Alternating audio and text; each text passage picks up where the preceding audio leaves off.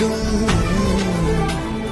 கனவுகள் மட்டும் இல்லை என்றால் கவலைகள் நம் உயிர் தின்றுவிடும்.